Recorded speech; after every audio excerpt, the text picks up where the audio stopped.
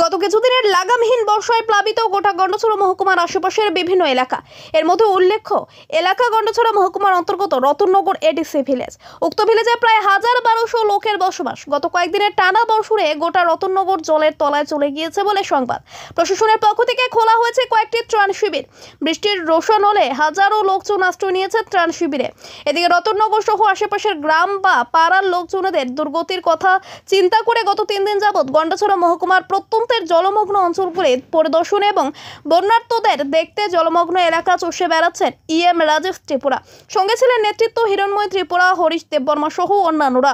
জানা গিয়েছে প্রত্যন্তের বিভিন্ন রাস্তাঘাট জলমগ্ন হয়ে পড়ায় প্রতিদিন প্রায় ১৪ থেকে ১৫ কিলোমিটার রাস্তা পায়ে হেঁটেই জলমগ্ন অঞ্চলের লোকজনদের সঙ্গে কথা বলে তাদের সুখ দুঃখের কথা শুনেছেন ইএম রাজেশ ত্রিপুরা।